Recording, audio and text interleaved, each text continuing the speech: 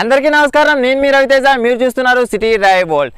Dear friends, ఈ రోజు వీడియోలో మనం కొన్ని ఇంట్రెస్టింగ్ టాపిక్ గురించి అయితే మాట్లాడుకోబోతూ ఉన్నాం. ఫస్ట్ టైం ఒక కార్ కొనే పర్సన్ ఫేస్ చేసే ప్రాబ్లమ్స్ ఏంటి, తనకు ఎలాంటి కన్ఫ్యూజన్స్ అని చెప్పేసి స్టార్ట్ అవుతాయి, ఎలా చుట్టుపక్కల ఉన్న వాళ్ళు తను కన్ఫ్యూజ్ చేస్తారన్న దాని గురించి అయితే ఈ రోజు వీడియోలో మనం డిస్కస్ చేయబోతూ ఉన్నాం friends. Right, first of all ఒక కార్ కొనాలి అని అనుకున్నప్పుడు అది డీజిల్ కార్ కొనాలా, పెట్రోల్ కార్ కొనాలా, ప్రజెంట్ ట్రెండింగ్లో నడుస్తూ ఉన్న ఎలక్ట్రిక్ కార్ కొనాలా, అండ్ దీంతోపాటు కూడా ఇయర్ ఎండింగ్ వస్తుంది కదా, నవంబర్ అండ్ డిసెంబర్. ఈ నవంబర్ డిసెంబర్లో కొనడం కంటే కూడా జనవరిలో కొంటే మనకు ఆ కార్ యొక్క వాల్యూ పెరుగుతుంది కదా అని చెప్పేసి అనుకుంటూ ఉంటారు. అదే జనవరిలో కొంటే కనుక మనకు ఇంకా కొత్త మోడల్స్ ఏమైనా వస్తాయేమో అని చెప్పేసి కొంతమంది అనుకుంటూ ఉంటారు. ఇలాంటి కొన్ని కన్ఫ్యూజన్స్ చెప్పేసి స్టార్ట్ అవుతూ ఉంటాయి. అండ్ చాలామంది ఏంటి అంటే సేఫ్టీ విషయంలో ఆ కార్ యొక్క బిల్డ్ క్వాలిటీ, ఈ కార్లో చాలా సేఫ్టీ ఫీచర్స్ ఉన్నాయి, మరి ఈ కార్ బదులు ఇంకో కార్ కొనడం ఎందుకు అంటే కొంచెం ఇలాంటి డిఫరెంట్ క్వశ్చన్స్ అని చెప్పేసి మనల్ని కొన్ని కన్ఫ్యూజ్ చేస్తూ ఉంటాయి. ఈ రోజు వీడియోలో ఈ కన్ఫ్యూజన్స్ అన్నింటికీ కూడా మీకు ఒక క్లారిటీ ఇవ్వబోతూ ఉన్నాను ఫ్రెండ్స్. ఫస్ట్ ఆఫ్ ఆల్, మనం డీజిల్ కార్ కొనాలా, పెట్రోల్ కార్ కొనాలా, ఎలక్ట్రిక్ కార్ కొనాలా? డీజిల్ కార్ అనేది ఎవరికి సెట్ అవుతుందంటే minimum to minimum per day 150 kilometres తిరిగే వాళ్ళకి, అంటే పర్ మంత్కి 4500 కిలోమీటర్స్ నుంచి 5000 కిలోమీటర్స్ తిరిగే వాళ్ళకైతేనే మనకి ఇది డీజిల్ కార్ సెట్ అవుతుంది. అలా కాకుండా పెట్రోల్ కార్ అనేది ఎవరికి సెట్ అవుతుందంటే పర్ మంత్ ఒక 2000 కిలోమీటర్స్, లేకపోతే పర్ మంత్ 1000 కిలోమీటర్స్, 1500 కిలోమీటర్స్ ఎవరైతే తిరుగుతూ ఉంటారో వాళ్ళకు పెట్రోల్ కార్ అనేది సూట్ అవుతుంది. అలా కాకుండా సిఎన్జి కార్ కూడా వాళ్ళు మినిమం సిఎన్జి కార్ యూస్ చేసుకోవాలనుకున్నా, సిఎన్జి ఎక్స్ట్రా ఫిట్టింగ్ చేసుకోవాలనుకున్నా కూడా వాళ్ళు కూడా ఖచ్చితంగా 4000 కిలోమీటర్స్ అబవ్ ఉంటేనే వాళ్ళ యొక్క రన్నింగ్ కిలోమీటర్స్ వాళ్ళ కార్కి చూస్ చేసుకోవచ్చు. అండ్ దీంతోపాటు కూడా ఎలక్ట్రిక్ కార్ విషయంలో ప్రజెంట్ మన ఇండియాలో అన్ని ప్లేసెస్లో ఛార్జింగ్ స్టేషన్స్ అని చెప్పేసి లేకపోవడం వల్ల చాలా ఇబ్బందులు అని చెప్పేసి పడాల్సిన పరిస్థితి అయితే వస్తుంది. ఈ పెట్రోల్ కార్ డీజిల్ కార్తో కంపేర్ చేసినట్లయితే కనుక ఎలక్ట్రిక్ కార్స్ యొక్క రన్నింగ్ కిలోమీటర్స్ యొక్క కాస్ట్ కూడా మనకు చాలా తక్కువగా ఉంటుంది కాబట్టి మనం దీనికైతే వెళ్ళొచ్చు. బట్ వచ్చే ప్రాబ్లం ఎలా ఏంటి అంటే ఇది కేవలం మన సిటీ కండిషన్స్లో యూస్ చేసుకోవడానికి, మన ఇంటి నియర్ బై యూస్ చేసుకోవడానికి ఒక 300 కిలోమీటర్స్, అంటే పర్ డేకి మనం ఒక 150-200 కిలోమీటర్స్ వెళ్ళేసి మళ్ళీ మన ఇంటికి వచ్చేటట్లయితే కనుక మనం ఆ కార్ని యూస్ చేసుకోవడానికి అయితే మనకు కుదురుతుంది అనమాట. అలా కాకుండా నేను ఒక రోజుకి 300 కిలోమీటర్స్ వెళ్ళాలి అనుకున్నట్లయితే ఆ 300 కిలోమీటర్స్ వెళ్ళేప్పుడు వాళ్ళకి ఏదైనా ఒక ఎమర్జెన్సీ వర్క్ ఉన్నట్లయితే కనుక మినిమం టు మినిమం ఒక 2 అవర్స్ అయినా కూడా ఛార్జింగ్ స్టేషన్స్ కోసం వెతకడానికి ఒక 1 అవర్, ఇంకొక 2 అవర్స్ అనేది ఆ ఛార్జింగ్కి, ఆ వెహికల్ని మనం ఛార్జ్ చేసుకోవడానికి ఇంకొక 2 అవర్స్ అని చెప్పేసి టైం వేస్ట్ చేసుకుంటూ, అండ్ మనకు ఆ లొకేషన్స్లో ఉన్నాయా లేదా అని చెప్పేసి వెతకడానికే మనం ఒక 50 కిలోమీటర్స్ అని చెప్పేసి వెళ్ళాల్సి వస్తుంది. కాబట్టి ప్రజెంట్ మన ఇండియాలో ఈ ఎలక్ట్రిక్ వెహికల్స్ అని చెప్పేసి అంతగా పాపులర్ కాలేకపోతున్నాయి. ప్రజెంట్ ఎలక్ట్రిక్ వెహికల్స్ని అయితే కొంటూ ఉన్నారు ఎవరు? ఓన్లీ సిటీ కండిషన్స్లో తిరిగే వాళ్ళు మాత్రమే. అంటే ఎవరైతే లాంగ్ వెళ్ళాలి అనుకుంటారో లాంగ్ వెళ్ళే వాళ్ళకు ఖచ్చితంగా ఎలక్ట్రిక్ వెహికల్ అనేది సెట్ అవ్వదు. ఇదొక విషయాన్ని అయితే మీరు గుర్తుంచుకోండి. మీరు 200 కిలోమీటర్స్ లోపు మీరు ఇంటికి తర్వాత వచ్చేట్లున్నట్లయితే కనుక ఎలక్ట్రిక్ వెహికల్ అనేది perfect for you. Electric vehicle అనేది మీకు ఖచ్చితంగా సూట్ అవుతుంది.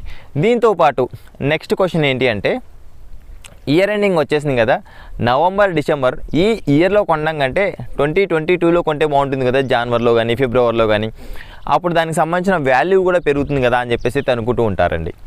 ఒకటండి, మీరు జనవరిలో కొనాలి అనుకున్నట్లయితే కనుక చాలామంది ఏంటి అంటే జనవరి 1st రోజు కొనేస్తాను, జనవరి 5th రోజు కొనేస్తాను, జనవరిలో కొనేస్తాను అని చెప్పేసి అనుకుంటుంటారు. మీరు జనవరి 5th రోజు కొంటే అది డిసెంబర్ మ్యానుఫ్యాక్చరింగ్ వస్తుందా, లేకపోతే నవంబర్ మ్యానుఫ్యాక్చరింగ్ వస్తుందా, లేకపోతే జనవరిలో అప్పటికప్పుడు మీకు రాత్రికి రాత్రే తయారు చేస్తామని ఇస్తానుకుంటున్నారా? That is absolutely wrong. మీకు ఆర్సీలో కూడా ప్రింట్ ఏమొస్తుందంటే మ్యానుఫ్యాక్చరింగ్ ఇయర్ వస్తుంది, రిజిస్ట్రేషన్ మంత్ వస్తుందండి. ఇక్కడ మనం తీసుకునేది కూడా రిజిస్ట్రేషన్ మంత్ని బట్టి అండ్ మ్యానుఫ్యాక్చరింగ్ ఇయర్ని బట్టి, ఈ మ్యానుఫ్యాక్చరింగ్ మంత్ని బట్టి మనం ఇక్కడ క్యాలిక్యులేట్ చేసుకుంటాం. ఫర్ ఎగ్జాంపుల్ మీరు జనవరిలో తీసుకోవాలని చెప్పేసి అనుకున్నారనుకోండి, మీకు డిసెంబర్లో అంటే 2021 డిసెంబర్లో ఏదైతే మ్యానుఫ్యాక్చర్ అయిన కార్ ఉన్నాయో, ఫీచర్స్ ఉన్నాయో, సేమ్ ఫీచర్స్ ఉన్న కార్ని మీరు జనవరిలో కొనాలనుకున్నట్లయితే కనుక minimum to minimum 20,000 rupees extra పెట్టేసి మరీ కొనాల్సి వస్తుంది. 20,000 అవ్వచ్చు, లేకపోతే 30,000 కూడా మనకు ఇంక్రీజ్ అయ్యే అవకాశాలు అని చెప్పేసి ఉంటాయి. అంటే ఒక్క సెకండ్ మారిన వెంటనే మీకు ఈ ప్రైస్ అని చెప్పేసి ఖచ్చితంగా హైక్ అయిపోతుంది. డిసెంబర్ 31st క్రాస్ చేసి ఒక్క సెకండ్ మారిపోయిన వెంటనే ఆ ప్రైజెస్ అని చెప్పేసి ఇంక్రీజ్ అయిపోతాయి. ఏదైతే 2021 డిసెంబర్ వరకు నడిచిన కార్ ఏదైతే ఉందో సేమ్ కార్కి ఇంకా ఎక్స్ట్రా వాల్యూ అని చెప్పేసి మీరు పెట్టాల్సిన పరిస్థితి వస్తుంది. అంటే మీరు అనొచ్చు మరి అలా పెట్టడం వల్ల నాకైతే ప్రాబ్లం లేదు కదా. ఇఫ్ ఇన్ కేస్ ఎప్పుడైనా నేను కార్ సేల్ చేసినప్పుడు కూడా దాని యొక్క వాల్యూ అని చెప్పేసి పెరుగుతుంది కదా అని చెప్పేసి. ఇక్కడ వెహికల్ని వాల్యూ ఎలా చూస్తారంటే మంత్ టు మంత్ చూస్తారండి.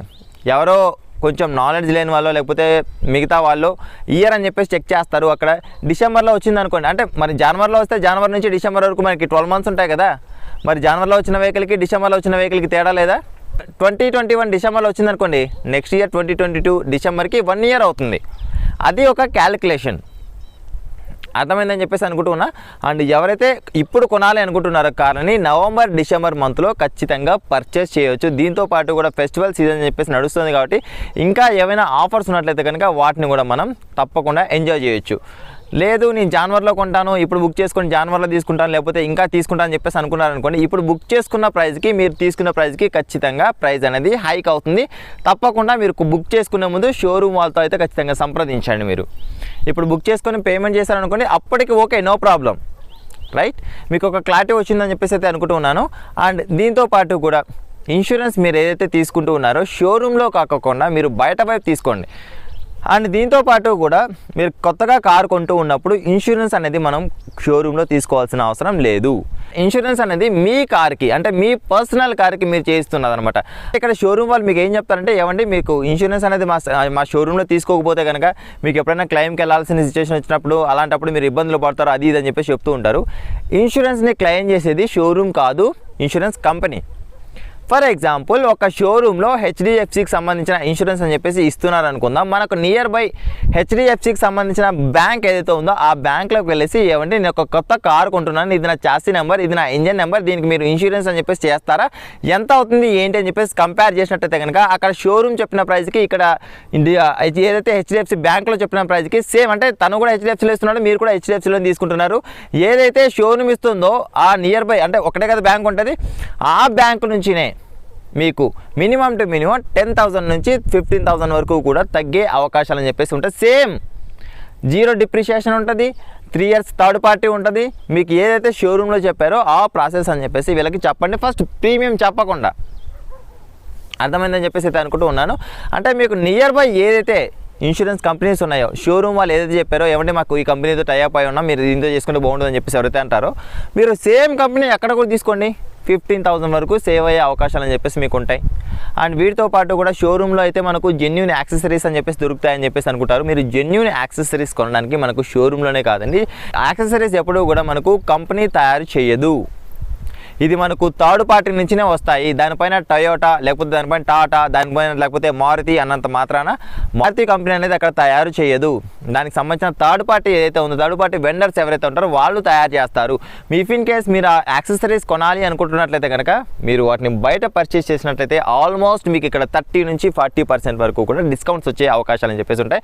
ఇక్కడ ఎందుకంటే ఫస్ట్ టైం మీరు కారు కొంటున్నప్పుడు సరే ఈ యాక్సెసరీస్ కిట్ తీసుకుందాం, ఇన్సూరెన్స్ తీసుకుందాం, అవి ఈవెన్ చెప్పేసి ఆల్మోస్ట్ మీకు ఇక్కడ 30,000 నుంచి 25,000 వరకు ఇక్కడ సేవ్ చేసే అవకాశాలు ఉంటాయి. అంటే వెహికల్ ప్రైస్ని బట్టి అది డిపెండ్ అయి ఉంటుంది అనమాట. అంటే వెహికల్ ప్రైస్ అని చెప్పేసి హైక్ అయింది అనుకోండి, దాన్ని బట్టి ఇన్సూరెన్స్ కూడా పెంచి ఇంకా ఎక్కువ అమౌంట్ అని చెప్పేసి లాగే అవకాశాలు అని చెప్పేసి షోరూమ్స్కి ఉంటాయి. ఈ విషయాల్లో కూడా మీరైతే షోరూమ్స్లో వెహికల్ని పర్చేస్ చేసేప్పుడు ఇలా మీరు బెనిఫిట్ అని చెప్పేసి పొందవచ్చు ఫ్రెండ్స్, రైట్. ఐ హోప్ మీకు కొన్ని క్వశ్చన్స్కి ఆన్సర్ దొరుకుతుందని చెప్పేసి అనుకుంటున్నాను. మీకు ఇంకా ఏమైనా క్వశ్చన్స్ ఉన్నట్లయితే కనుక కింద కామెంట్ సెక్షన్లో కామెంట్ చేయడం మాత్రం మర్చిపోవద్దు. ఇంకా మీకు ఏమైనా డౌట్స్ ఉంటే ఖచ్చితంగా కామెంట్ చేయండి, వాటికి తప్పకుండా నేనైతే వీడియో చేయడానికి రెడీగా ఉన్నాను. Thanks for watching, bye bye. Seat belt ధరించండి, హెల్మెట్ ధరించండి, సురక్షితంగా ప్రయాణించండి, అంబులెన్స్కి దారి ఇవ్వడం మాత్రం మర్చిపోవద్దు. Please don't drunk and drive. బోలో భారత్ మాతాకి జై.